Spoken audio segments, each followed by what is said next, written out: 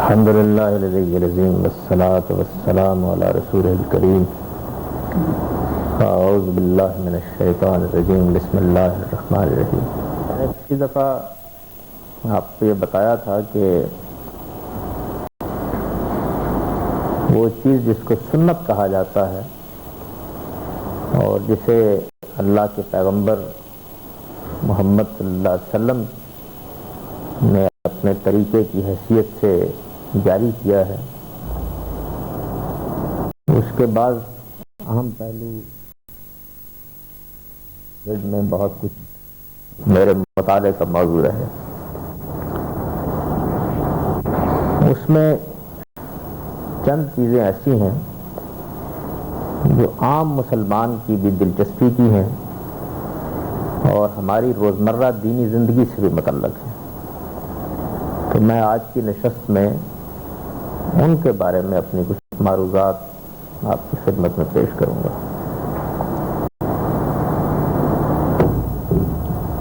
نماز، روزہ، حج اور زکوٰۃ یہ معلوم ہے کہ اسلام کے ارکان ہیں، یعنی یہ وہ چیزیں ہیں کہ جن کے بارے میں سب سے زیادہ اہمیت کے ساتھ اللہ کے پیغمبر نے بھی توجہ دلائی ہے اور اس امت کے صالحین بھی ہمیشہ توجہ دلاتے رہے کہ ان کا اہتمام رکھا جائے. نماز مسلمانوں کی روزمرہ زندگی میں پڑھی جا رہی ہے، وہ اس سے بہت اچھی طرح واقف ہے، ابھی ہم نے بھی پڑھی ہے. روزہ بھی ان کا عام معمول ہے. اب کیونکہ راستے بہت محفوظ ہو گئے ہیں، سفر بہت آسان ہو گیا ہے، بہت لوگ حج پر بھی جاتے ہیں اور ابھی بھی جن لوگوں کو اللہ تعالیٰ نے ایمان کا کچھ ذوق دیا ہے وہ کوشش کرتے ہیں کہ اپنے مال سے زکوٰۃ بھی نکالتے رہیں. ان چاروں بڑی عبادات کے بارے میں کیونکہ میری تحقیق کا موضوع تھی تو میں نے جس طرح کیا کیا کہ بعض اہم پہلو ہے جو میں سمجھتا ہوں کہ آپ لوگوں کے سامنے بھی رکھ دینے چاہیے. بہت سی بحثیں تو خالص فنی اور علمی نوعیت کی ہیں اور وہ ظاہر ہے کہ اپنے محل پر ہوں گی، لیکن عام آدمی کے لحاظ سے بھی بعض چیزیں ایسی ہیں جن پر لوگوں کو متوجہ ہونا چاہیے. ایک تو بڑی چیز جس کی طرف میں اس سے پہلے بھی اشارہ کرتا رہا ہوں وہ نماز کے بارے میں یہ ہے کہ ہمارے ہاں ایک خاص مدرسہ فکر کے غلبے کی وجہ سے نماز کتنی ہے یہ ایسی چیز بن گئی کہ جس کا اچھا اثر ہونے کی بجائے الٹا ہی اثر ہوا ہے کہ لوگ نماز بہت کم پڑھتے ہیں. حالانکہ ان کو یہ معلوم بھی ہے اور اہل علم بھی بتاتے رہتے ہیں کہ یہ دین کا ستون ہے. دین کے اندر توحید جس طرح عقائد میں اہم ترین ہے اسی طرح اعمال میں نماز اہم ترین ہے. اللہ تعالیٰ کے ساتھ بندے کے تعلق کی اساس یہی ہے. خدا کے ساتھ جو ہمارا دینی تعلق پیدا ہوتا ہے اس کا روزمرہ کا اور سب سے بڑا ظہور نمازی کی شکل میں ہوتا ہے.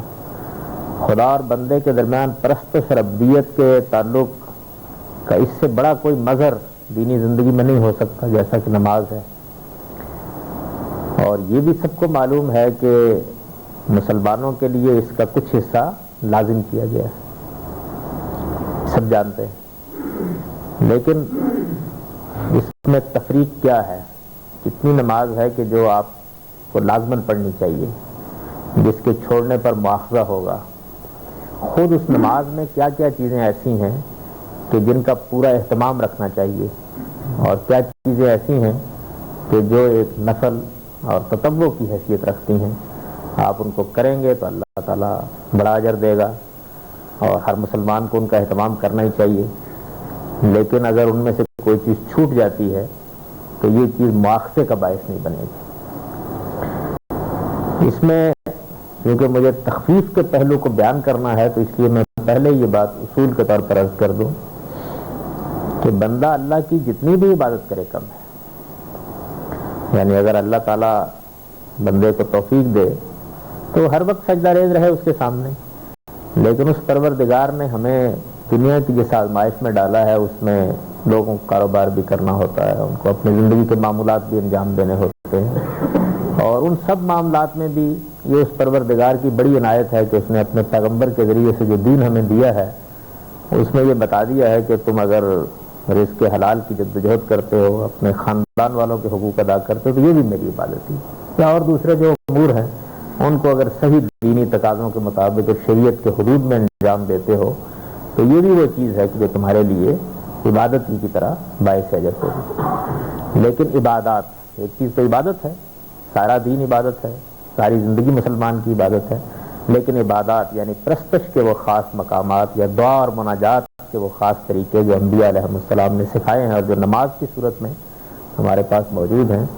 وہ بھی ایسی چیز ہیں کہ اگر بندہ اپنے پروردگار کی نعمتوں کا اپنے اوپر احساس کرے اور اپنے خدا کے ساتھ صحیح تعلق کا اس کو شعور ہو تو اس کا جی یہی چاہتا ہے اور چاہنا چاہیے کہ وہ ہمیشہ سجدہ ریز رہے اس کے سامنے، جس حد تک بھی اس کی بندگی اور عبادت کر سکتا ہے کرے۔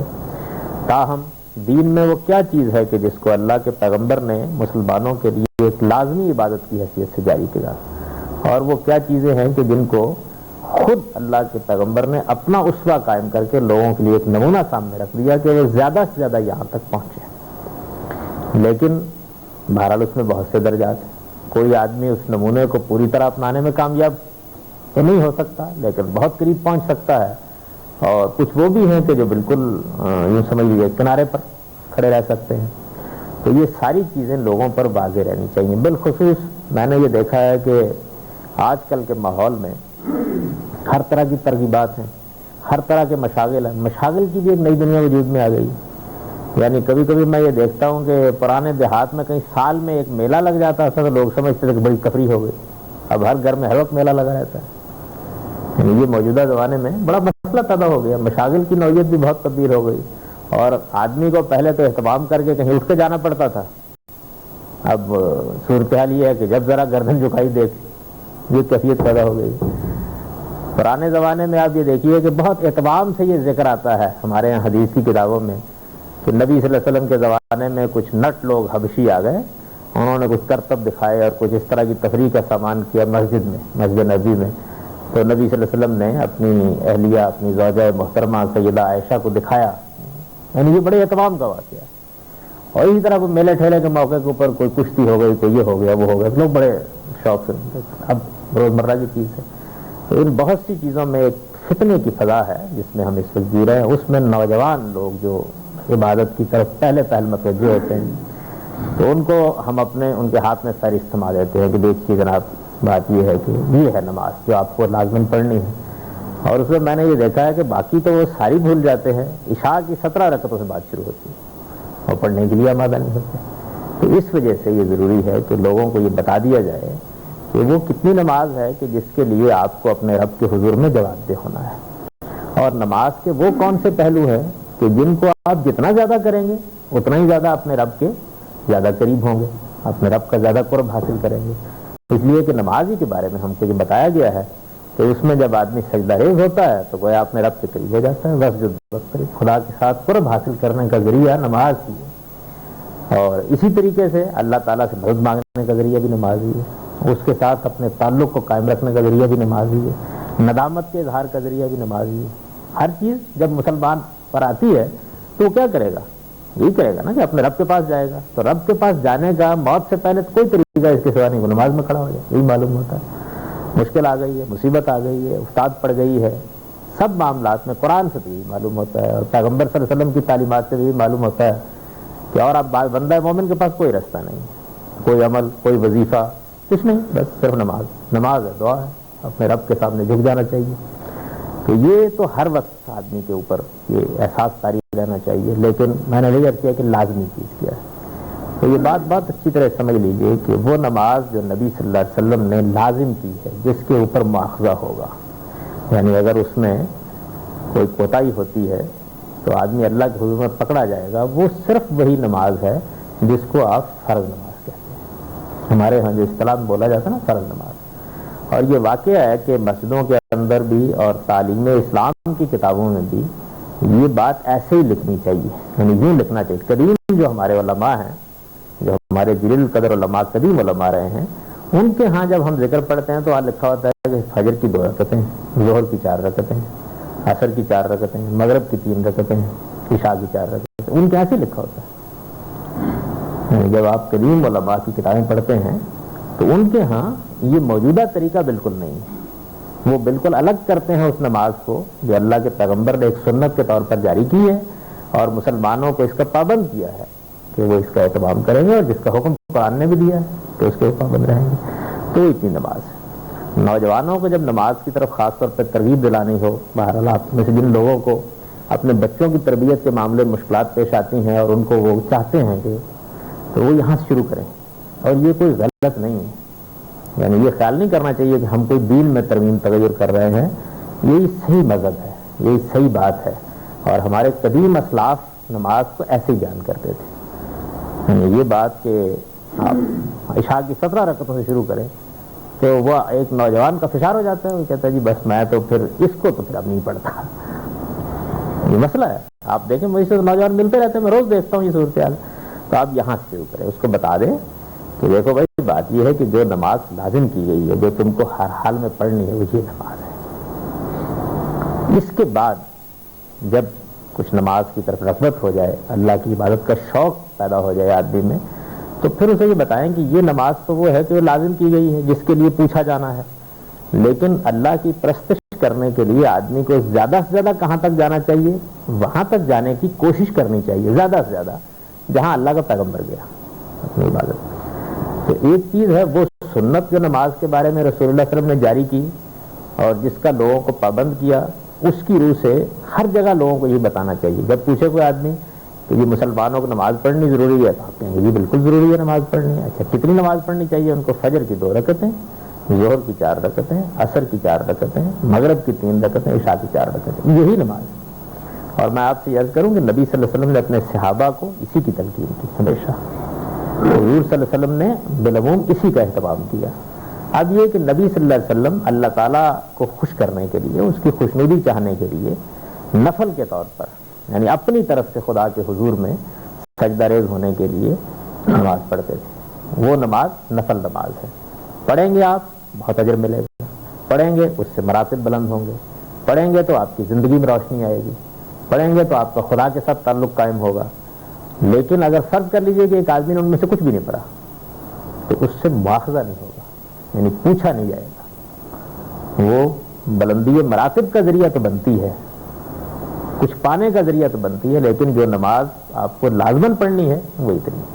تو بچوں کی تربیت میں بالخصوص بات یہیں شروع کرنی چاہیے۔ اسی طرح کچھ نوجوان ہیں جن کی شادی ہو جاتی ہے، اب ظاہر بات ہے کہ جو آج کل کی صورتحال ہے اس میں بیویاں آ جاتی ہیں، ان کو نماز کی طرف رغبت دلانا ایک مسئلہ ہوتا ہے، یہیں شروع کر دیجیے، ان کو بھی یہ بتائیے کہ یہ نماز ہے جو لازمی طور پر پڑھنی ہے اور اس میں کوتاہی نہیں ہونی چاہیے۔ پھر نبی صلی اللہ علیہ وسلم کا اسوہ حسنہ بیان کیجیے۔ یہ سمجھ لیجیے کہ سنت میں اور اسوہ حسنہ میں بہت فرق ہے۔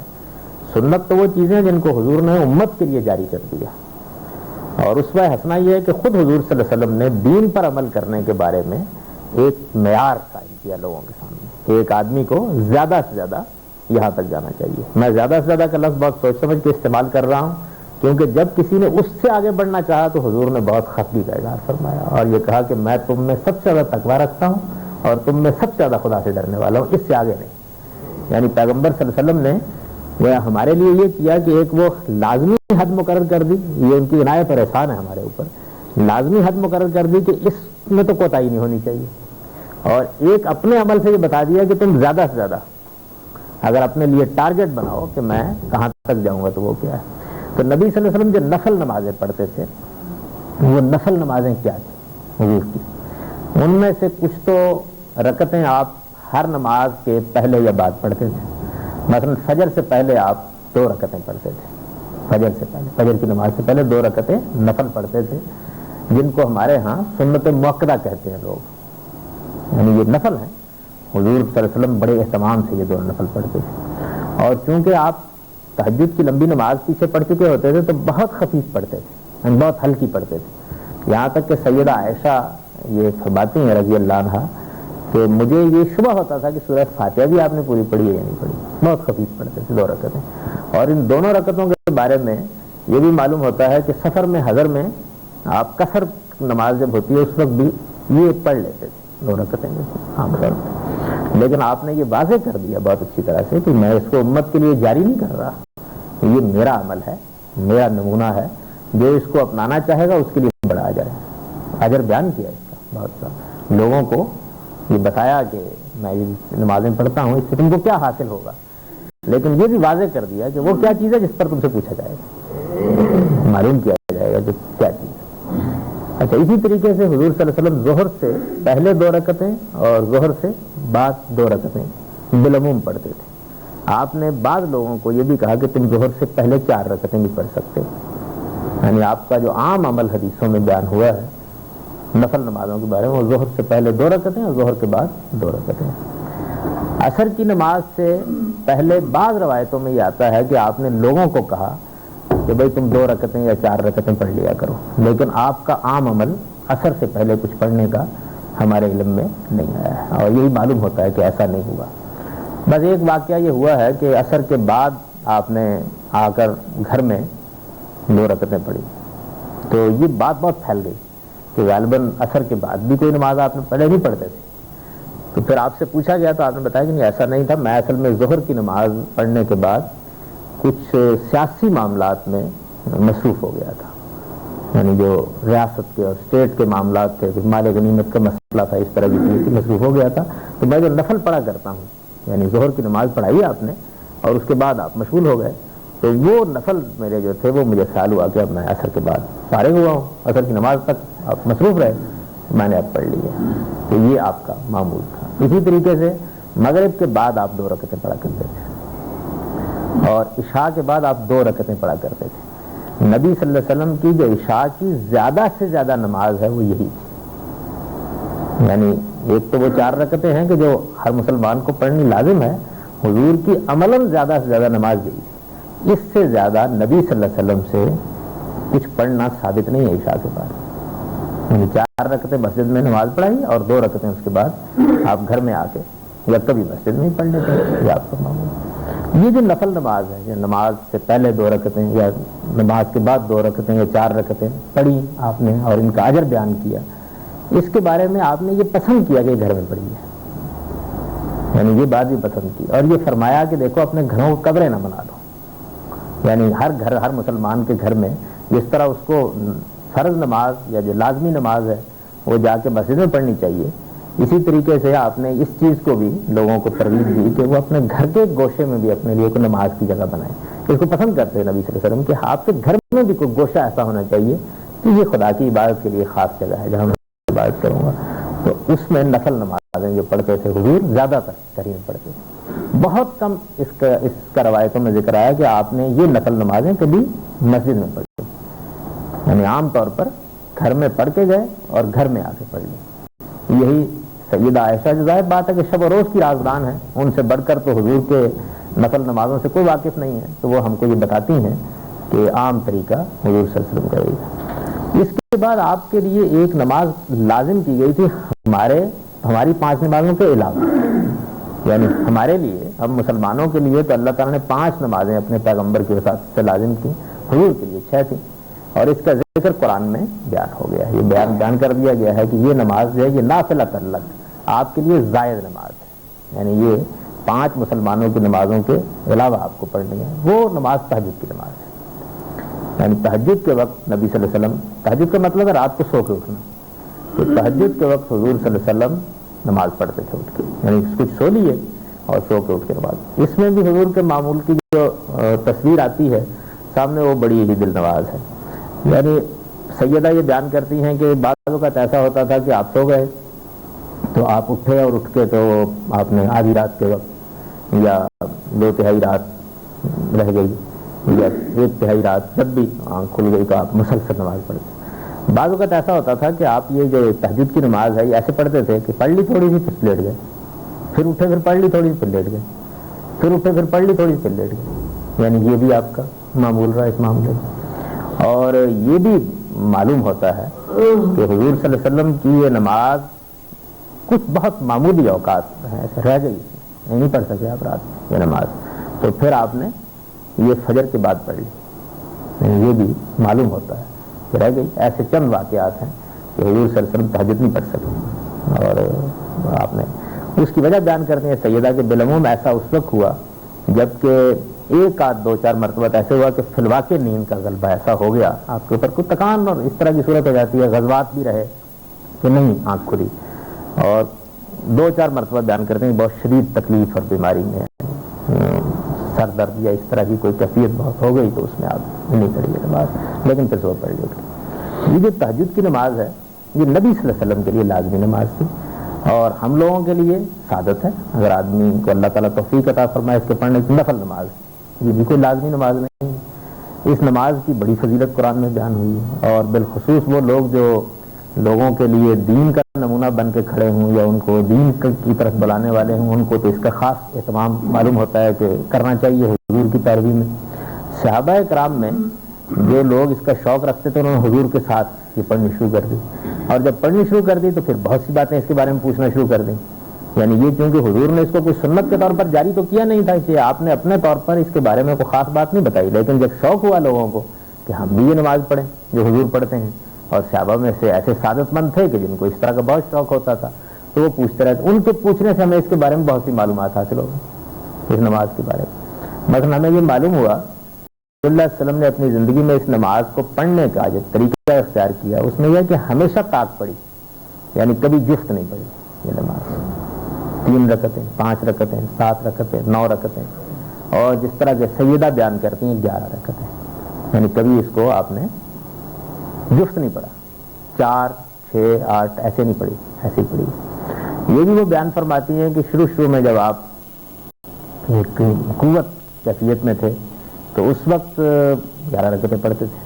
پھر 9 پڑھنا شروع کر دیں، آخری زمانے میں 7 رکعتیں پڑھتے تھے، اور کبھی کبھی 5 رکعتیں بھی پڑھی اس کی۔ اور یہ بھی بتاتی ہیں سیدہ کہ یہ آخری زمانے آخری چند سال ایسے ہیں جس میں بالعموم بیٹھ کے پڑھتے تھے، لیکن بیٹھ کے پڑھنے کا جو طریقہ آپ نے اختیار کیا ہوا تھا وہ یہ تھا کہ بیٹھ کے تلاوت کیونکہ اس میں کرتے تھے زیادہ دیر تک، تو تلاوت کرتے رہے، اور اس کے بعد جب رکوع جانے کا وقت ہوا تو اٹھ گئے، اور اٹھ کے آپ نے رکوع کیا اور رکوع کر کے سجدہ کیا، اس طرح ہی پڑھتے رہے، یعنی اس میں حضور نے مختلف طریقے اختیار کیے، تو طاق پڑھی ہمیشہ۔ یہ بھی معلوم ہوا تحقیق سے کہ نبی صلی اللہ علیہ وسلم نے اس نماز کو، یہ جو تہجد کی نماز ہے، اس کو پڑھنے کے 3 طریقے اختیار کیے، بالعموم 3 طریقے اختیار کیے۔ ایک طریقہ تو یہ اختیار کیا آپ نے کہ 2 رکعتیں پڑھ کے سلام پھیرتے چلے گئے، 2 رکعتیں پڑھی جیسے آپ لوگ تراویح پڑھتے ہیں، یہ بھی تہجد کی نماز ہے، کوئی الگ نماز نہیں ہے، تو 2 رکعتیں پڑھی سلام پھیر دی، 2 رکعتیں پڑھی سلام پھیر دی، پڑھتے چلے گئے، اور آخر میں 1 رکعت پڑھ کے پھر سلام پھیر دیا، تو اس طریقے سے طاق ہو گئی نماز۔ 2 رکعتوں کے معاملے میں آپ کا عام طریقہ یہی تھا، یعنی 2 رکعتیں پڑھتے چلے گئے، اور پھر اس کے بعد اور طرب واحدہ ایک کے ساتھ اس کو بہتر کر دیا۔ دوسرا طریقہ آپ نے یہ اختیار کیا، اور وہ بھی سیدہ نے بیان کیا ہے کہ یہ معلوم ہوتا ہے کہ پہلے زمانے میں جوانی کے زمانے میں زیادہ اختیار کیا آپ نے اس کو، وہ یہ تھا کہ 4 رکعتیں پڑھ کے آپ سلام پھیر چلے گئے، 4 رکعتیں پڑھی سلام پھیر دیے، پھر 4 رکعتیں پڑھی پھر سلام پھیر دیے، اس کے بعد 3 رکعتیں مسلسل پڑھی بغیر تشہد میں بیٹھے سلام پھیر دیے، یعنی 4 رکعتوں کو آپ نے اس طرح طاق کیا۔ ایک طریقہ یہ اختیار کیا، اور ایک تیسرا طریقہ اختیار کیا، وہ یہ اختیار کیا کہ بغیر سلام پھیرے مسلسل پڑھا، یعنی مثال کے طور پر اگر 7 رکعتیں پڑھنی تھی تو 6 رکعتیں مسلسل پڑھتے چلے گئے بغیر تشہد میں بیٹھے بغیر سلام پھیرے، اور پھر اس کے بعد 6ٹھی رکعت میں تشہد پہ بیٹھ کے اٹھ گئے، اور پھر 7ویں رکعت پڑھ کے پھر تشہد پہ بیٹھے سلام پھیر، یہ بھی طریقہ آپ نے اختیار کیا۔ تو یہ تینوں طریقے تہجد پڑھنے کے اختیار کیے۔ یہ معلوم ہوتا ہے کہ چونکہ ایک نفل نماز ہے تو حضور صلی اللہ علیہ وسلم نے اس میں طبیعت کے نشاط کے لحاظ سے، حالات کے لحاظ سے یہ طریقے اختیار کیے۔ اچھا، تو اس میں اب ظاہر بات ہے کہ کسی بھی طریقے سے پڑھی جا سکتی، مسلمان اس کو پڑھ سکتے ہیں۔ یہی وہ نماز ہے کہ جس کے بارے میں پھر لوگوں کو بہت شوق ہو گیا، تو انہوں نے حضور سے یہ کہنا شروع کیا کہ جی، کچھ لوگ آ گئے، انہوں نے کہا جی بات یہ ہے، جی بہت چاہتا ہے اس نماز کو پڑھنے کی، لیکن بات یہ ہے کہ بہت زور لگایا آنکھ نہیں کھلتی ہے، بعض لوگوں کی نیند ایسی ہوتی ہے یا کام کی نوعیت ایسی ہوتی ہے، تو آپ اس میں پھر یہ کہتے چلے کہ اچھا بہت شوق ہے تم لوگوں کو تو تم عشاء کے بعد پڑھ لیا کرو، یعنی پڑھ کے سو جایا کرو، شوق ہے نا، نفل نماز ہے، کوئی مسئلہ تو نہیں آتا، یعنی آپ نے یہ بتا دیا کہ وقت تو وہی ہے اس کا، لیکن بہرحال اللہ تعالیٰ تمہارا قبول فرمائے گا، اس لیے کہ نہیں آنکھ کھلتی تمہاری، تو اس سے یہ عشاء کے بعد پڑھنے کا رواج بھی پیدا ہونا شروع ہو گیا۔ اور سیدہ یہ کہتی ہے کہ خود حضور صلی اللہ علیہ وسلم نے بھی بعض موقعوں کے اوپر اس کو عشاء کے بعد پڑھا، اور اس کو انہوں نے بڑی اچھی طرح بیان کیا ہے کہ حضور کے وتر، حضور کی جو تہجد کی نماز ہے، یہ عشاء کے وقت سے لے کر آخری وقت تک اس کا وقت ہی وقت رہا، یعنی ایسا بھی ہوا۔ اس میں بھی ظاہر ہے وہی بات ہوگی کہ جس طرح قضا ہو گئی کسی وقت تو آپ نے بعد میں پڑھی، ایسے ہی خود حضور نے کسی وقت یہ محسوس کیا کہ غالباً ایسی صورتحال ہے کہ عشاء بہت تاخیر سے پڑھی ہے، اٹھ نہیں سکوں گا، تو آپ نے ہی پڑھ لی۔ تو یہ بھی اس میں اللہ تعالیٰ نے یہ حکم دیا ہے قرآن مجید میں کہ جو قرات کریں گے آپ نماز میں، تہجد کی نماز میں آپ قرآن پڑھیں گے، سورہ فاتحہ پڑھیں گے، تو یہ جو قرآن مجید کی تلاوت ہے یہ عام نمازوں میں جو طریقہ وہی ہے کہ ہم فجر میں بلند آواز سے کرتے ہیں، مغرب میں بلند آواز سے کرتے ہیں، عشاء میں بلند آواز سے کرتے ہیں، اور ظہر اور عصر میں خاموش قرات کرتے ہیں، یعنی اس میں آواز نہیں بلند کرتے۔ اس میں یہ بتایا گیا ہے اس نماز میں کہ آپ اس کو نہ بلند آواز سے کریں گے نہ خاموش ہیں، یہ درمیان میں ہوگا، وقت تک بین ذالک سبیلا لا تجہر بصلاتک ولا تخافت بہا۔ جب یہ آیت اتری اور حضور کو اس کا حکم دیا گیا کہ اس میں یہ طریقہ اختیار کیا جائے گا، تو پھر آپ نے یہ بھی روایتوں میں آتا ہے کہ اپنے صحابہ میں سے جو لوگ اس کا اہتمام کر رہے تھے، میں سیدنا ابو بکر صدیق تو گھر بالکل ساتھ ہی تھا، آپ نے دیکھا ہوگا ابھی کبھی مسجد نبوی میں آپ میں جانے کا اتفاق ہوا، وہ تو پرانی مسجد نبوی میں لکھا ہوا ہے خوفت ابی بکر، بالکل ساتھ ہی تھا گھر ان کا، بلکہ سیدنا ابو بکر کا دروازہ ہی ادھر کھلتا تھا ایک مسجد میں۔ تو سیدنا ابو بکر صدیق رضی اللہ عنہ کو آپ نے یہ کہا کہ میں نے تمہاری تہجد کی نماز دیکھی ہے، تم کیسے پڑھتے ہو؟ تو انہوں نے کہا جی میں تو جس سے باتیں کرتا ہوں وہ سنتا ہے، اس لیے سرگوشیاں بھی سنتا ہے، تو میں تو بلند آواز سے نہیں پڑھتا۔ آپ نے کہا تم تھوڑی سی آواز اونچی کر لو۔ یہ سیدنا ابو بکر کا مزاج ہے نا، ان کے مزاج اس سے بھی اظہار ہوتا ہے۔ سیدنا عمر رضی اللہ عنہ سے پوچھا تو انہوں نے کہا کہ میں سوتوں کو جگاتا ہوں، میں تو بلند آواز سے پڑھتا ہوں۔ تو آپ نے فرمایا تم ذرا آواز نیچی کر لو۔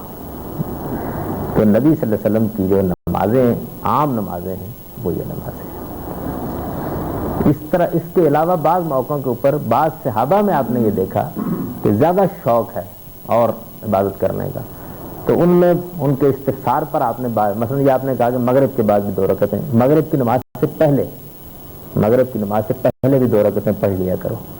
یہ آپ نے دیکھا ہوگا کہ بعض ممالک میں بالخصوص جہاں حنبلی یا مالکی فقہ ہے تو وہاں مغرب کی اذان کے بعد وقت دے دیتے ہیں اس کا، تاکہ یہ 2 رکعتیں پڑھی جا سکیں، لوگ پڑھیں، یہ بھی نفل رکعتیں ہیں اس کی۔ تو یہ تمام وہ نمازیں ہیں جن کو نبی صلی اللہ علیہ وسلم نے تمام کے ساتھ پڑھا، اور یہ آپ کا اسوہ حسنہ ہے۔ اس کے بارے میں موٹی موٹی باتیں میں نے آپ کو بتا دی ہیں۔ جو خلاصہ ہے وہ یہ ہے کہ وہ نماز جس پر مواخذہ ہوگا وہ میں نے آپ سے عرض کر دیا کہ وہ کتنی ہے، اور اس کا اہتمام ہر مسلمان کو کرنا چاہیے۔ بچوں کو آپ جب نماز شروع کرائیں تو وہاں سے شروع کرائیں، اسی طرح سے خواتین اگر نماز کی پہلے عادی نہ رہیں آپ انہیں تلقین کریں تو وہاں سے کریں، تاکہ وہ ٹھیک اس جگہ سے شروع کریں جہاں اللہ کے پیغمبر نے لازمی حد لگا دی ہے۔ اور جب نماز کے ساتھ مناسبت ہو جائے گی، نماز سے محبت ہو جائے گی، مسجد کے ماحول سے تعلق پیدا ہو جائے گا، تو اس کے بعد پھر خود بخود جی چاہے گا، اور جس کو اللہ توفیق دے۔ اور آپ اس میں جلد بازی میں مبتلا نہ ہوں، یعنی بسا اوقات کسی آدمی کے اندر یہ شوق بڑی جلدی آ جاتا ہے اور کسی آدمی کو اس میں برسوں لگ جاتے ہیں، اور کوئی پھر آخری حدی پہ کھڑا ہوا دنیا سے رخصت ہو جاتا ہے۔ تو آدمی کو مذکر ہونا چاہیے، نصیحت کرنے والا، اچھی بات، آپ اچھا نمونہ بھی پیش کریں۔ تو نبی صلی اللہ علیہ وسلم کی اس کے آگے بڑھنے کی کوشش نہیں کرنی چاہیے۔ اس کی وجہ یہ ہے کہ اس کو حضور نے بہت ناپسند فرمایا ہے، یعنی ایک وہ سنت جو حضور نے قائم کر دی وہ تو ظاہر لازم ہو گئی، اس کی خلاف ورزی نہیں ہو سکتی، اور ایک آپ کا اسوہ حسنہ، یعنی آپ نے خود دین پر عمل کا ایک وہ نمونہ پیش کیا جو آخری نمونہ ہے۔ اسوہ حسنہ سمجھیں کیا چیز ہے؟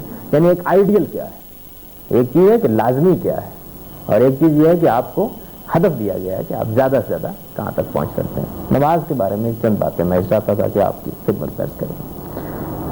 دوسری چیز یہ کہ ان دنوں بھی لوگ اب اپنے بھیج رہے ہیں کاغذات، ستمبر ہی ہوتا ہے مہینہ جس میں فیصلہ کرنا ہوتا ہے لوگ حج کا، تو حج کے معاملے میں بھی چند موٹی موٹی باتیں میں یہ چاہتا ہوں کہ اسی طرح کی عرض کر دوں جن میں یہ واضح ہو جائے کہ اس میں بعض چیزیں ایسی ہیں جن سے لوگ بالکل واقف نہیں رہے، یعنی ایسا ظہول ہوا ہے کہ بڑے بڑے اچھے لوگوں کو میں نے دیکھا وہ بالکل واقف نہیں رہے اس سے۔ ایک تو یہ بات اچھی طریقے سے سمجھ لیجیے کہ حج میں جو چیزیں عبادت کی نوعیت رکھتی ہیں وہ کیا کیا ہے۔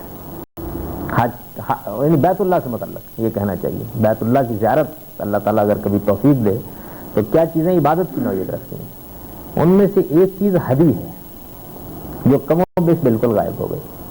حدی کا مطلب یہ ہے کہ کوئی بندہ مومن اللہ کے گھر قربانی کا جانور لے کر جائے اور یہ کہے کہ میں وہاں جا کے ذبح کروں گا۔ اب ظاہر ہے سفر میں جو مشکلات پیدا ہو گئیں، جہازوں سے لوگ جاتے ہیں، اسی طرح سے پیدل سفر کرنا، تو جانور کیسے ہانک کے لے جائیں، یہ مشکل پیدا ہو گئی۔ اس کو لازم تو نہیں کیا گیا تھا، لیکن یہ بہرحال ایک عبادت ہے اللہ کے گھر کی، اور اس کا ذکر قرآن میں ہے۔ حضور صلی اللہ علیہ وسلم نے ہمیشہ حدی کے جانور لے کر ہی بیت اللہ کی زیارت کی ہے۔ صحابہ کرام بھی بالعموم اس کا اہتمام کرتے تھے، یعنی خدا کے گھر میں آپ جو نظر پیش کرتے ہیں ایک جا کے، وہ حدی کے جانور ہیں۔ یہ اصطلاح ہے، یعنی اللہ تعالیٰ کے گھر آپ جا رہے ہیں تو جس طرح کہ آپ کوئی تحفہ کوئی ہدیہ لے کر جاتے ہیں۔ قدیم زمانے میں چونکہ جو شروع میں انسان کو بڑی قیمتی دولت حاصل ہوئی ہے اور لمبے عرصے تک تمدن کا حصہ رہی ہے، وہ جانور تھے، بھیڑیں بکریاں لوگ پال گئے، ان کا مال بھی دولت تھی، اور خاص طور پر شامی مذاہب کا تو جو علاقہ رہا ہے اس میں زیادہ تر یہی چیز تھی جس پر لوگوں کی معیشت کا انحصار تھا۔ تو یہ خدا کے گھر میں جب تحفہ لے کے جانا ہے تو کوئی جانور لے کے جاتے تھے۔ اچھا، اس سے ہی یہ بدعت پیدا ہو گئی کہ بہت سے لوگوں نے دوسرے استھانوں پر چڑھانا شروع کر دیا، تو پھر خاص طور پر اہتمام کیا گیا کہ اس کا رخ خدا کے گھر کی طرف موڑا جائے۔ یعنی بہت سی چیزیں ایسی ہیں کہ جو دین میں اس لیے بہت اہمیت اختیار کر گئی کہ لوگوں نے ان کو بتوں اور دوسرے استھانوں کے لیے عام کر لیا ہوا تھا۔ تو حدی کے جانور لے کر خدا کے گھر میں جانا، یعنی مسلمانوں کو کم سے کم اس کا علم رہنا چاہیے کہ یہ بھی ایک عبادت ہے، یہ بھی ایک عبادت ہے، یہ علم رہنا چاہیے ان کو کہ آپ، اور ان کو لے جانے کا ایک خاص طریقہ ہے، یعنی ان کے گلے میں علامت کے طور پر کوئی چیز ڈالی جاتی ہے اور ان کو اس کو اشار کہتے ہیں۔ وہ جا رہے ہوتے ہیں جب جانور، تو تاکہ ہر آدمی یہ دیکھے کہ اللہ کے گھر کے لیے جا رہے ہیں۔ ان جانوروں کے بارے میں بعض خاص احکام ہیں جو قرآن مجید میں بھی بیان ہوئے ہیں اور حضور صلی اللہ علیہ وسلم نے ان کی شرح و وضاحت فرمائی ہے۔ تو ایک تو یہ ہے، جس آدمی کو بھی اللہ توفیق دے، ایسے بھی لوگوں کے حالات ہیں کہ وہ بسا اوقات اس کا اہتمام کر سکتے ہیں، تو کم سے کم انہیں معلوم ہونا چاہیے کہ اگر کبھی یہ سعادت حاصل ہو جائے اور آدمی کر سکے تو لے جائے اللہ کے گھر میں حدی کے جانور۔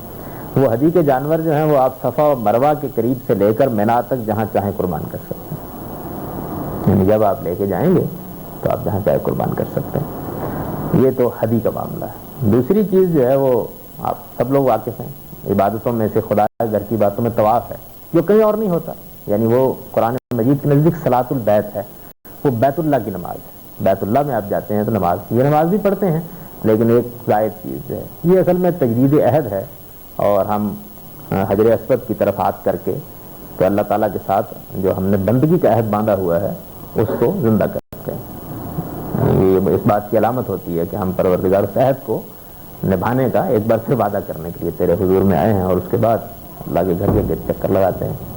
تو یہ طواف، اسی طرح سعی جو ہے وہ طواف اور سعی، جو سمجھیے کہ اس کے لیے بھی لفظ طواف ہی استعمال ہوتا تھا قدیم میں، صفا و مروہ کا طواف، بیت اللہ کا طواف، اسی طرح سعی کا لفظ بھی استعمال ہونے لگ گئے۔ قدیم علماء دونوں کے لیے طواف کا لفظ استعمال، قرآن نے بھی استعمال کیا، قرآن مجید نے بھی یہی لفظ استعمال کیا۔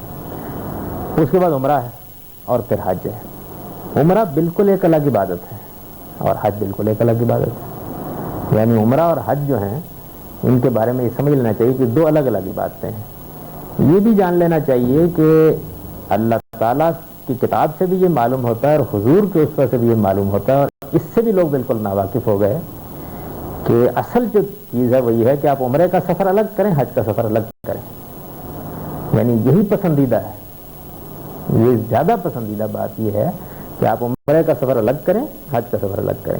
جو حرام مہینے ہیں ان میں بھی رجب کا مہینہ الگ کیا گیا ہے، یعنی جو لوگ عمرہ کرنا چاہتے ہیں ان کے لیے ایک مہینہ الگ سے مخصوص کیا گیا ہے کہ وہ اس میں سفر کر لیں، اس کو بھی حرام قرار دیا گیا۔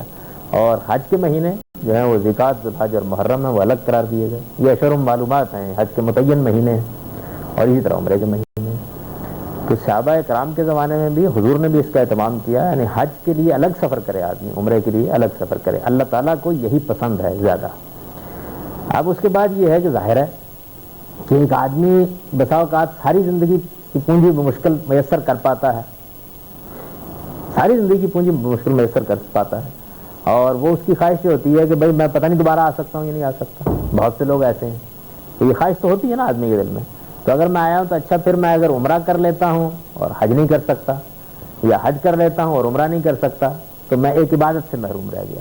تو اللہ تعالیٰ نے رخصت دی، اس میں رخصت دی، یہ سمجھ لیجئے، یعنی جیسے آپ کو سفر کی نماز میں رخصت دی ہے، ایسے رخصت دی ہے. یہ اصل طریقہ کیا ہے کہ آپ یہاں سے جائیں، عمرے کا احرام باندھیں، عمرہ کریں، واپس آ جائیں اپنے ملک میں. اگر آپ حج کے لیے گئے ہیں تو حج کے موقع پر جائیں، بے شک 8 ذو الحج کو سیدھے چلے جائیں، سیدھے جا کے احرام باندھیں، جا کے مینا میں جائیں، حج کریں، واپس آ جائیں. یعنی یہ طریقہ زیادہ پسند. اگر کسی کو اللہ تعالیٰ توفیق دے کہ وہ حج الگ کرنے کے لیے سفر کر سکے، عمرہ الگ کرنے کے لیے سفر کر سکے، تو یہ ہے صحیح طریقہ جانے کا. لیکن اب یہ ہے کہ وہی میں نے عرض کیا کہ مشکل پیش آتی ہے. تو جب مشکل پیش آئی تو اللہ تعالیٰ نے قرآن مجید میں پھر یہ آیات اتاری ہیں، یہ کہا کہ جو آدمی ایک سفر میں حج اور عمرہ کرنا چاہے، ایک سفر میں حج اور عمرے کو اکٹھا کرنا چاہے، تو پھر اس کو اس رخصت سے فائدہ اٹھانے کا کفارہ دینا پڑے گا، ایک قربانی کرنی چاہیے.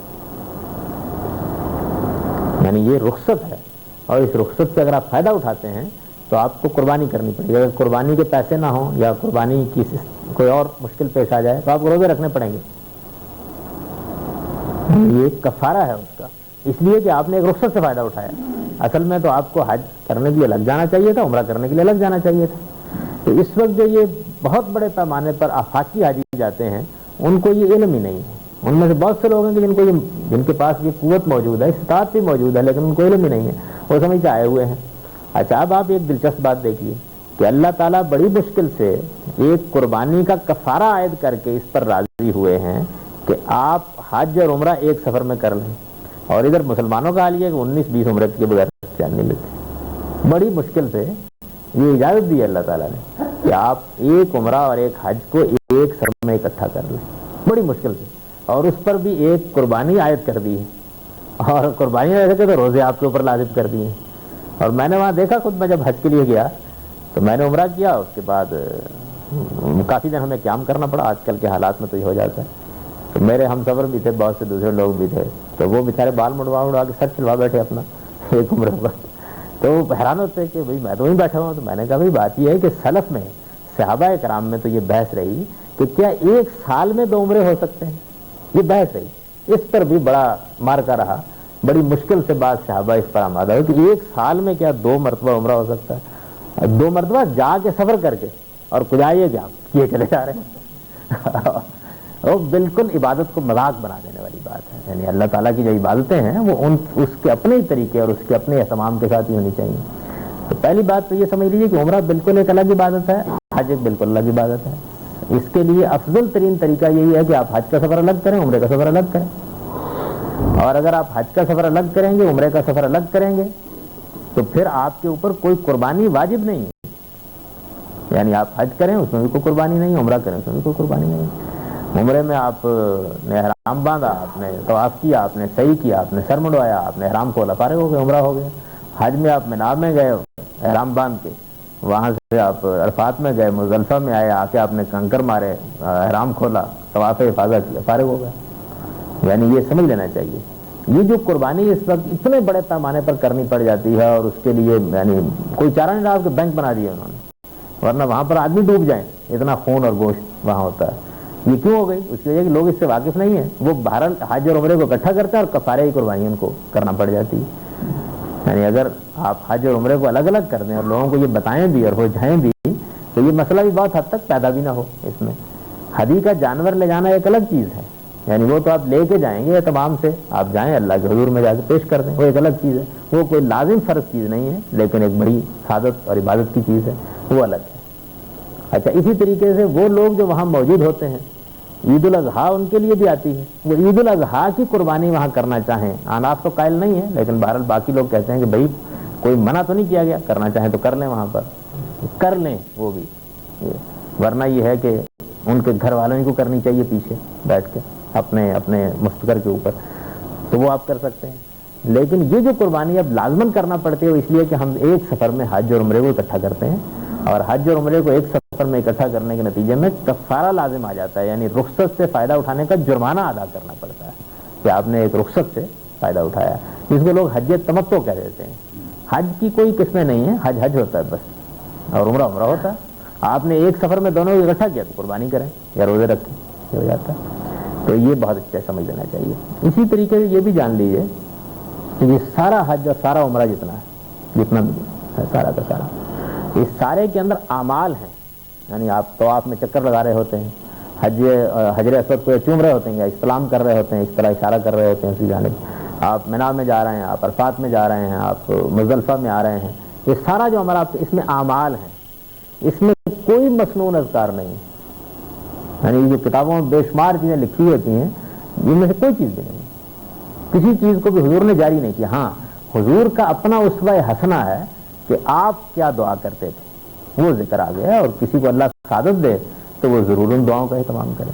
لیکن یہ کہ اس میں آپ جو دعا چاہے کریں، اللہ تعالیٰ کے حضور میں جو ارزاق چاہے پیش کریں، جس زبان میں چاہے پیش کریں. یعنی ان میں سے کسی چیز کی بھی کوئی متعین شکل دین میں نہیں قائم کی گئی، نہ بیان کی گئی. یہ بھی سمجھ لینا چاہیے. لوگوں کو بڑی دقت ہو جاتی ہے. اعمال ہیں چند اور وہ میں 5 منٹ میں بیان کر دوں گا، یہ بتا دوں گا تو یہ کرنا ہے آپ نے. بس سادہ سی چیز ہے ایک عام مسلمان کو بھی. اب ظاہر ہے کہ اس کے ساتھ بے شمار چیزوں کو جب جمع کر لیا جائے گا تو پھر تعلیم دینا ہی مشکل ہو جائے گا لوگوں کو. اور تعلیم پانے کے بعد میں نے دیکھا ہے کہ چونکہ ہمارے یہاں سے تو اکثر و بیشتر بڈھے لوگ جاتے ہیں، وہ ساری تعلیم جو ہے وہ جدہ کے ایئرپورٹ پر رہ جاتی ہے، وہیں رکھ کے چلے جاتے ہیں، واپس آگے اٹھا لیتے ہیں. یعنی کوئی اس کے اثرات. اچھا، اور چونکہ بہت سی چیزوں سے لوگ واقف نہیں، کتنی سادگی سے کی جا سکتی ہیں، اس کا نتیجہ یہ نکلتا ہے کہ بڑی بدنظمی جو ہوتی ہے اور اس کو کنٹرول کرنے میں مشکل پیش آتی ہے، لوگوں کو بتانے میں مشکل پیش آتی ہے. تو حج کے بارے میں بھی یہ چند موٹی موٹی باتیں جو بالعموم نظروں سے بالکل غائب ہو گئیں، اچھے دیندار لوگ بھی ان سے واقف نہیں ہیں، علماء بھی ان کی طرف توجہ نہیں دلاتے. یہ میں یہ چاہتا تھا کہ آپ کی خدمت میں مختصر طریقے پر عرض کر دوں اور یہ بتا دوں کہ ان چیزوں کا آپ انتظام کریں.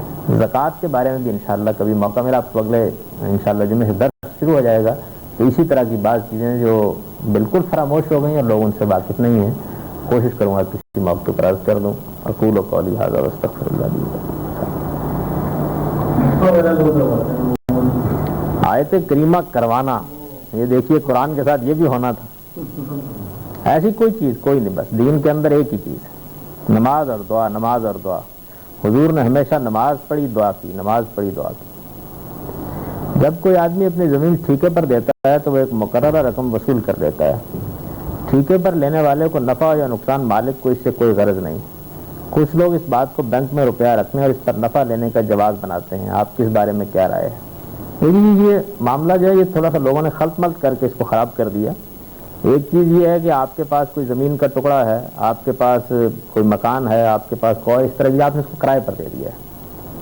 اس کے لیے صحیح لفظ جو ہے یہ کرائے پر آپ نے دے دیا ہے. میں نے ایک آدمی کہا میں لکڑیوں کا ٹال یہاں بنانا چاہتا ہوں، آپ کے پاس ایک پلاٹ پڑا ہوا ہے، آپ سے ٹھیک ہے تم کرائے پر لے لو.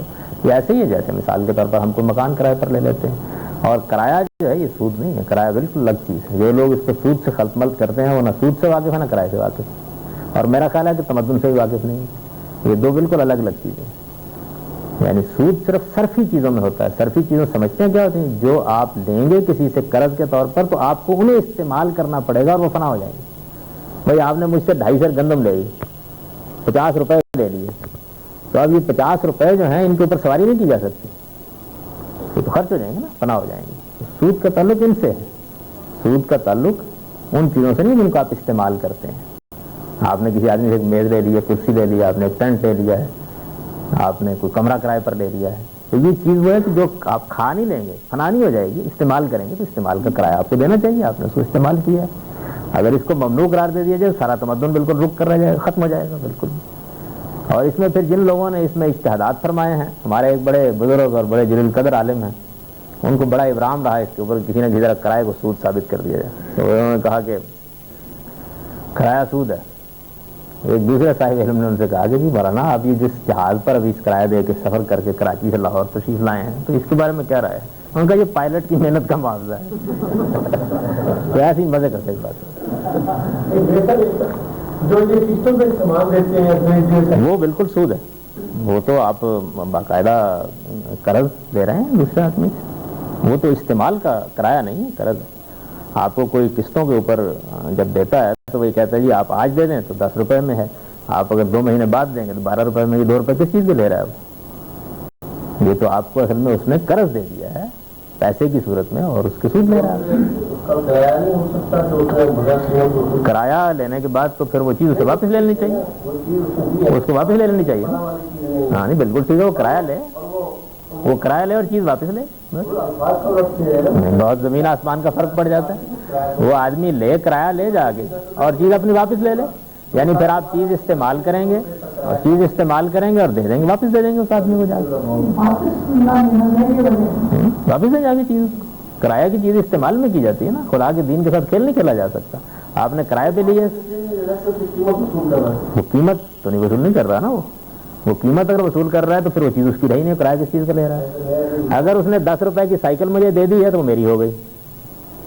اچھا اگر اس نے مجھے نہیں دی سائیکل, ابھی اس کی ہے, تو مجھ سے پیسے کس چیز کو مانگ رہا ہے, تو کرایہ لے لے. یعنی یا سیدھا کرایہ لے یا سیدھا چیز بیچے. اس کے درمیان میں جو کچھ کرنے کی کوشش کی جاتی ہے یہ فراڈ ہے خدا کے دین کے ساتھ, اور اس سے خدا کی پناہ مانگنی چاہیے. اس سے بہتر ہوتا ہے کہ آدمی اس طرح گھپلا کرنے کے بجائے سیدھی طرح یہ کہے کہ میں غلط کام کرنے کے لیے جا رہا ہوں, کسی سے پیسے لے رہا ہے. اسی چیز کے اوپر سارا کا ساتھ تصور قائم کر کے لیزنگ کا پورا نظام بنا دیا ان لوگوں نے, جو صرف کھیل ہے خدا کے ساتھ. اور میں ہمیشہ یہ متنبع کرتا ہوں لوگوں کو کہ آپ لوگ وہ کام, کوئی غلط کام کرنے جا رہے ہیں تو ٹھیک ہے, اللہ تعالیٰ سے معافی مانگیں اس کی, لیکن وہ کام نہ کریں جو یہودیوں نے سب کے معاملے میں کر لیا تھا. ان کا تو ذرا الفاظ کی الٹ پھیری کی بات ہے نا, تھوڑا سا شام کو کر لیں گے, مچھلیاں ادھر لے آئیں گے, اگلے دن شکار کر لیں گے, یہ کام نہیں کرنا چاہیے. کرایہ بڑی سیدھی چیز ہے. کرایے میں آپ مجھے ایک چیز دیتے ہیں, میں اس کو استعمال کرتا ہوں, چیز آپ کی. اچھا فرض کر لیجئے کہ میں اس کو خریدنا چاہتا ہوں اور میرے پاس پیسے 2 مہینے بعد دے دی نہیں مجھے کرایے کے اوپر, میں کرایے کے اوپر چلاتا ہوں 2 مہینے کے بعد جو اس کی قیمت ہوگی لے لیجیے گا مجھ سے, مجھے بیچ دیجیے گا. آپ کو بیچنے کا شوق, سیدھی بات کیوں نہیں کرتے؟ یہ سیدھا سود ہے. مجبوری کی حال دیکھیے, بات یہ ہے کہ بڑی اچھی بات آپ نے کی. دیکھیے میں ہمیشہ لوگوں کو یہ بتاتا ہوں کہ کوئی مجبوری جو ہے آپ کی, اس کے نتیجے میں آپ اس کو مجبوری کہہ کے اپنے رب کے حضور میں عفو کی درخواست کیجیے, اور اللہ تعالیٰ مجبوریوں پر آپ کو مواخذے میں رعایت دیتے ہیں. یہ بات ٹھیک ہے. مثلا آپ کو مجبوری لاحق ہو گئی, کوئی غلط کام کرنا پڑ گیا, آپ اپنی مجبوری سے خود واقف ہیں, مجھے نہیں معلوم کہ وہ آپ کی مجبوری ہے یا نہیں, آپ اپنے رب سے معافی کی درخواست کیجیے. یہ نہ کہیے کہ اس کے نتیجے میں جھوٹ نہیں رہا, سود نہیں رہا.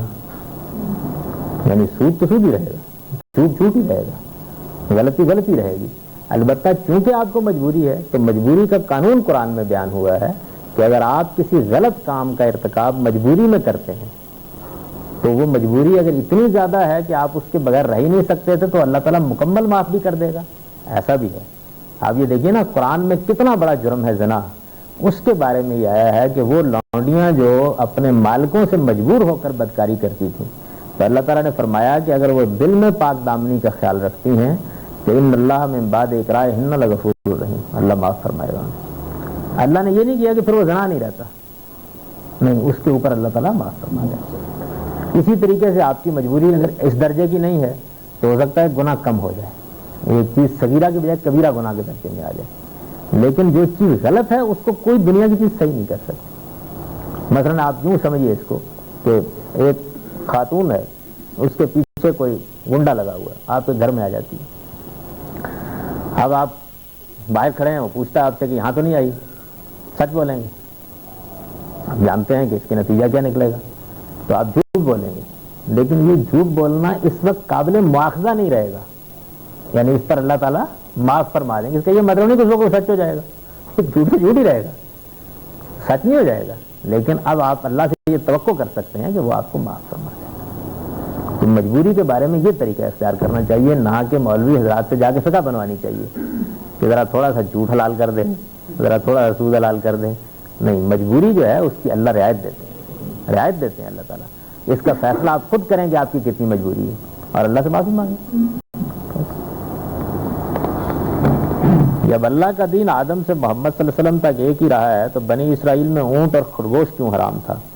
کتاب استثناء میں یہ بات بیان. یہ دیکھیے, یہ کتاب استثناء میں جو حرمت علت کی فہرست ہے اس پر تو اس وقت میں کوئی تبصرہ نہیں کرتا. اس میں بہت کچھ ترجمے کی وجہ سے اور بعض اور یہود کی دراندازیوں کی وجہ سے بھی خرابی پیدا ہوئی, لیکن قرآن نے ایک اصول بیان کر دیا کہ بنی اسرائیل کے لیے بھی وہی کچھ حرام تھا جو ہمارے لیے حرام ہے. لیکن وہ سرکش قوم, آپ نے اس کا واقعہ پڑھا نا سورہ بقرہ کے شروع میں, اللہ نے کہا جاؤ گائے ذبح کرو جا کے، وہ کوئی سی گائے پکڑ کے ذبح کر دیتے، معاملہ ختم ہو جاتا. لیکن آپ دیکھیے انہوں نے اللہ تعالیٰ کے ساتھ کیا مکالمہ کر دیا. اس سرکشی کے نتیجے میں حکم سخت ہوتا چلا گیا. تو ایسی بعض چیزیں تھیں جو ان کے لیے اسی سبت کا دن جو ہے، یہ ہفتے کے دن تم کوئی کام نہیں کرو گے، شکار نہیں کرو گے، یہ بھی قرآن مجید بتاتا ہے کہ اسی طرح کی سرکشی کے نتیجے میں ان کے لیے ایک حکم دیا گیا اور وہ ان کے لیے خاص تھا. تو یہ سمجھ لینا چاہیے کہ ایک قوم کے ساتھ اللہ تعالیٰ کا ایک معاملہ ہوا اور اس میں بعض موقعوں پر سختی کی گئی. اور خود حضور صلی اللہ علیہ وسلم کے بعثت کے بارے میں قرآن نے یہ بتایا کہ آپ ان سختیوں کو ختم کر کے اصل ابراہیمی شریعت پر دین کو قائم کرنے کے لیے. میں خداوند تیرا خدا غیور خدا ہوں، اور جو مجھ سے عداوت رکھتے ہیں ان کے اولاد کو تیسری اور چوتھی پشت تک باپ دادا کی بدکاری. یہ بھی صرف ترجمے کی غلطی ہے، یعنی جو بات کہنے کی تھی اصل میں وہ یہ ہے کہ اس دنیا کے اندر اگر کوئی آدمی بدکاری کرتا ہے یا اگر کوئی غلط رویہ اختیار کرتا ہے تو یہ معاملہ یہاں تک نہیں رکتا کہ اس نے ایک جرم کیا چند گھنٹوں کے لیے معاملہ ختم ہو گیا، بلکہ یہ چیز اس کی نسلوں تک محیط ہو جاتی ہے اور سزا ملتی. آپ جانتے ہیں کیا سزا ملتی ہے؟ بھائی آپ دیکھیے کہ ان بچوں کو کیا سزا ملتی ہے جو بیچارے اس طرح کی حرام کاری کے نتیجے میں پیدا ہو جاتے ہیں، تو گندی نالیوں کے اوپر پڑے ہوئے مرتے ہیں، لوگ ان کو اٹھا کر لے جاتے ہیں، اور جو ان میں سے کوئی بچ جاتا ہے وہ ساری زندگی تانے سنتا رہتا ہے. تو یہ اس سزا کا ذکر ہے.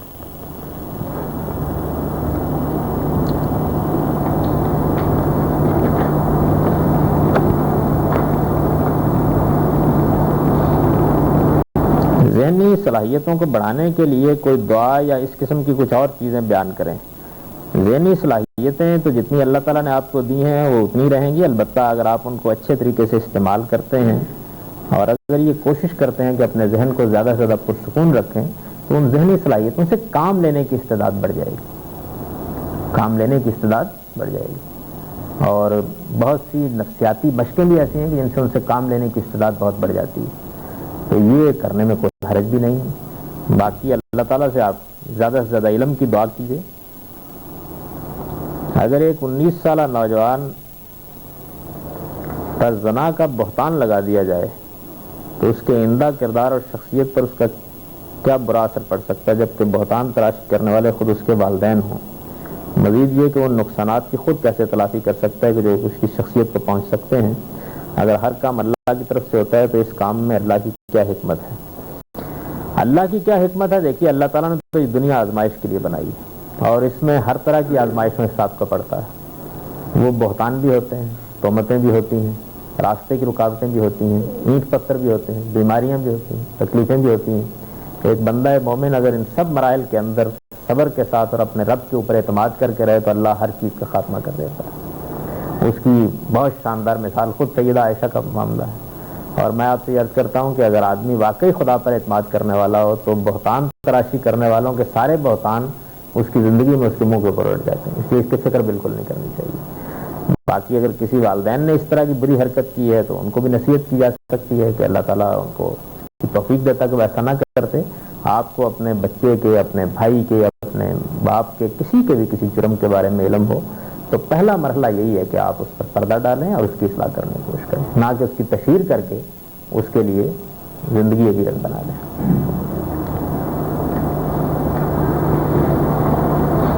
کہا جاتا ہے کہ نماز فجر کے بعد طلوع آفتاب سے پہلے اور عصر کی نماز ادا کرنے کے بعد غروب آفتاب کوئی نماز پڑھنا جائز نہیں ہے. اصل میں بات یہ ہے کہ جب سورج طلوع ہو رہا ہوتا ہے، سورج غروب ہو رہا ہوتا ہے، اس موقع کے اوپر نماز پڑھنے کی ممانعت کی حضور صلی اللہ علیہ وسلم نے.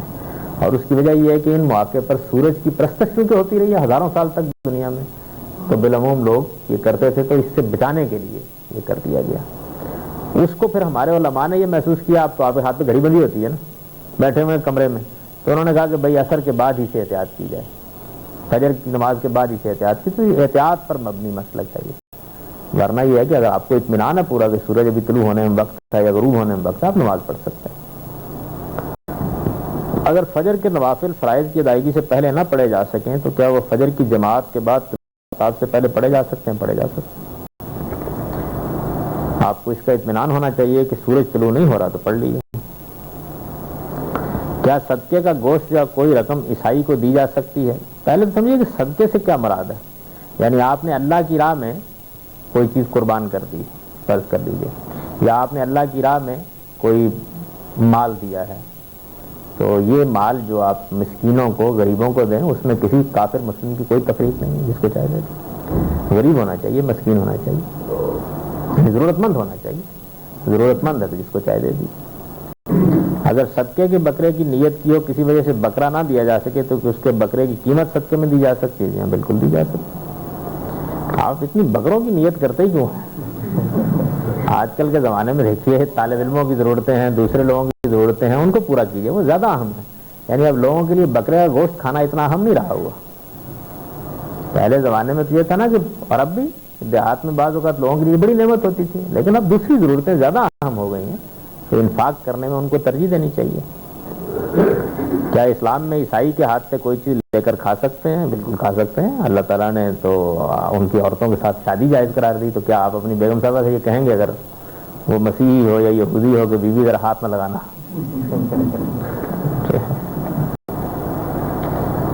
سب انسان ہیں اور انسانوں کے ساتھ ہمارا رویہ انسانوں والا ہونا چاہیے۔ روح کا تعلق ختم ہو جائے گا، روح عالم برزخ کے خزانوں میں ہوگی، تو عالم برزخ میں جزا یا سزا کی کیفیت سے روح گزرے گی۔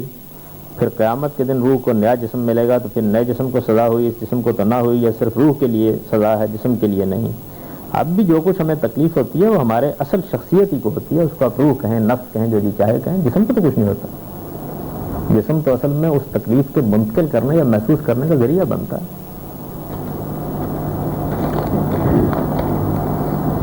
نماز روزے کے لیے کوئی عمر کی حد ہے، یا شعوری طور پر یہ جسمانی یا ذہنی بلوغت کا کوئی معیار ہے؟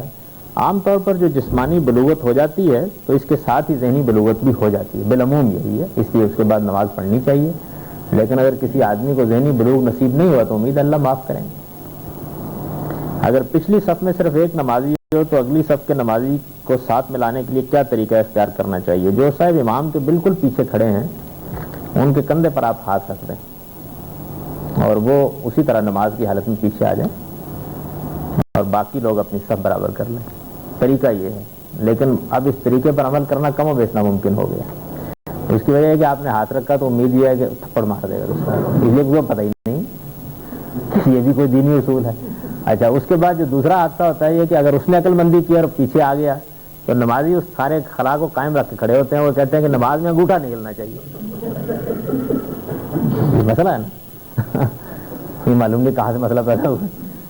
یعنی نبی صلی اللہ علیہ وسلم کے بارے میں ہمیں یہ معلوم ہے کہ دروازے کو لگی کنڈی، اور سیدہ عائشہ کہتی ہیں کہ آپ ادھر تھے، تو نماز کے دوران میں دروازے میں کنڈی لگی ہوئی تھی، کھٹکھٹایا، ادھر سے ہوتے ہوئے آئے، نماز دروازہ کھولا، جا نماز میں کھڑے ہو گئے۔ اللہ کی نماز پڑھتے ہوئے حضور کا اپنا عمل تو یہ رہا ہے۔ لیکن اب ہمارے ہاں مسئلہ یہ ہے کہ آپ کبھی کر کے دیکھیے یہ کام، کہ دیکھیے کیا ہوتا ہے۔ کیونکہ ہمارے ہاں جو مسجدوں میں امام حضرات ہیں، خطیب حضرات ہیں، ان کو دین کی بنیادی باتیں یا اس طرح کی چیزوں کی تعلیم دینے کی فرصت ہی نہیں، ورنہ اگر اس کی تعلیم عام دی جائے، اور یہ روز یہ مسئلہ پیش آ جاتا ہے، اور یہ بالکل ٹھیک ہے کہ اکیلے میں کھڑے ہو کے صف میں آدمی، یعنی یہ صف کی روح کے بھی خلاف ہے، نماز کی روح کے بھی خلاف ہے، بات ٹھیک ہے اپنی جگہ، اور حضور کے بتائے ہوئے طریقے کے بھی خلاف ہے، لیکن آدمی کرے کیا آپ بتائیے؟ نہیں، مجھے خود یہ حادثہ پیش آ چکا ہے کہ ہاتھ رکھ دیا تو ان صاحب نے جھٹک دیا، اور اس زور کے ساتھ جھٹکا تاکہ یہ میرے منہ پر میرا ہاتھ لگ جائے گا۔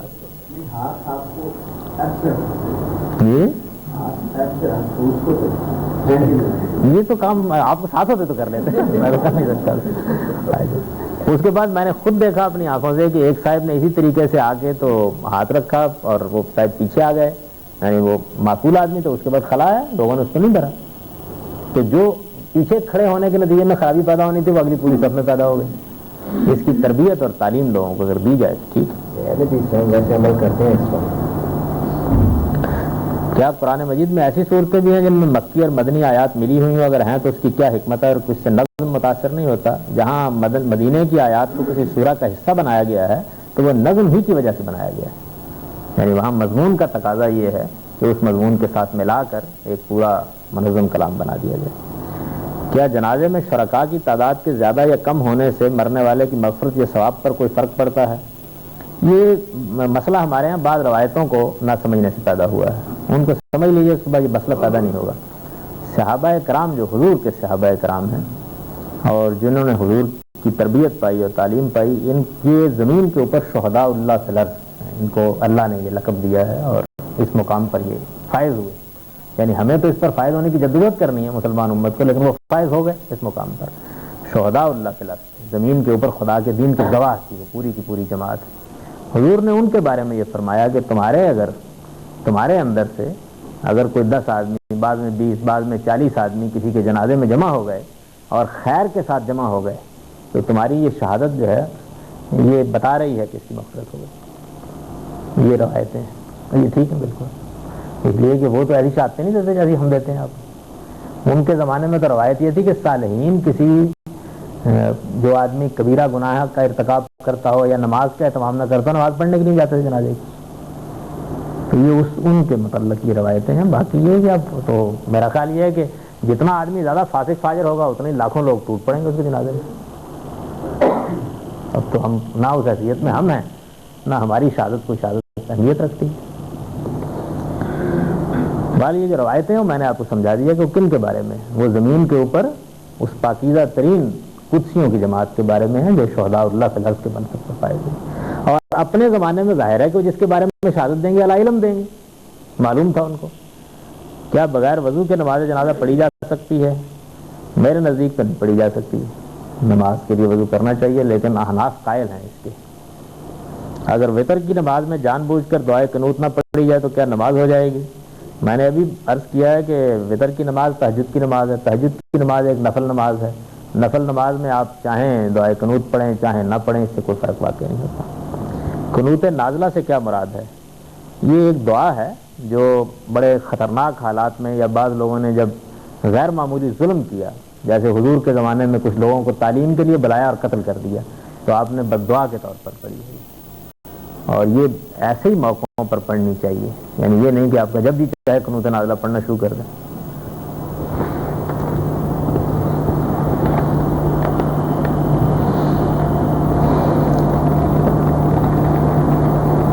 کشمیر کے لیے آپ نے نان وائلنس کا طریقہ تجویز کیا، اس کی عملی شکل کس طرح ہوگی؟ آپ نے کبھی وضاحت نہیں کی. میں نے جب یہ طریقہ تجویز کیا تھا تو اس کی وضاحت بھی کر دی. معلوم ہوتا ہے کہ آپ نے طریقہ سنا، وضاحت نہیں سنی. میں نے یہ بتا دیا تھا کہ کشمیر کی جو سیاسی قیادت ہے ان کو کشمیر میں یہ بات ثابت کرنی چاہیے کہ لوگ ان کے ساتھ ہیں، جیسے قائد اعظم نے 1940 میں ثابت کر دیا تھا، نان وائلنس کے طریقے سے ثابت کر دیا تھا. یعنی مسلمان قوم ان کے پیچھے ہے، ثابت کر دیا انہوں نے. تو یہ ثابت کرنا چاہیے ان کو. جب وہ یہ ثابت کر دیں گے کشمیر کے عوام ان کے پیچھے ہیں اور انتخابات ہوتے ہیں، ثابت کیا جا سکتا ہے، کوئی مشکل چیز نہیں ہے. اس کے بعد صورتحال بہت تبدیل ہو جائے گی. کیا سگے بھائی کو زکوٰۃ دی جا سکتی ہے؟ بالکل دی جا سکتی ہے. یہاں تک کہ آپ سگے بھائی کی بات کرتے ہیں، آپ اپنے بیوی کو زکوٰۃ دے سکتے ہیں، بیوی شوہر کو زکوٰۃ دے سکتی ہے. البتہ یہ ہے کہ بچے باپ کو اور باپ بچے کو زکوٰۃ نہ دیں. یہ اچھی بات ہے، اس لیے کہ ان دونوں کی ایک دوسرے کے اوپر بہت ذمہ داریاں عائد ہوتی ہیں. روزہ افطار کرنے کے لیے قرآن مجید میں لفظ لیل آیا ہے جس کا مطلب ہے رات، اور جب رات کا تصور آئے تو اندھیرا خود بخود اس کے ساتھ لگا ہوتا ہے. مگر ہمارے ہاں جیسے ہی سورج غروب ہوتا ہے جبکہ اچھی خاصی روشنی ہوتی ہے لوگ روزہ کھولتے ہیں. مغرب کے وقت ہم بولتے ہیں کہ رات پڑ گئی، بولتے ہیں نا، تو ابتدا تو رات کی یہاں سے ہو جائے گی، تو ابتدا کے وقت روزہ کھول لیا جاتا ہے. پھر یہ ہے کہ یہ جو قرآن مجید میں یہ رات آئی ہے کہ رات جب پڑ جائے تو روزہ کھول لو، تو یہ صرف قرآن میں تو نہیں آئی نا، حضور صلی اللہ علیہ وسلم کے زمانے سے روزہ کھل رہا ہے اور اس سے ہی پہلے سے کھل رہا ہے. تو مسلمانوں کی امت کے اندر یہ چیز ایک سنت کے طور پر جاری ہے، اس میں کیا ہے اشتباہ ہے؟ جی آپ اتنے سوالات کیا جمع کر لیتے ہیں لوگوں سے. اچھا جی، دعا ربنا لا تزغ قلوبنا بعد إذ هديتنا وهب لنا من لدنك رحمة إن ربنا على ذكرك وشكرك صلی اللہ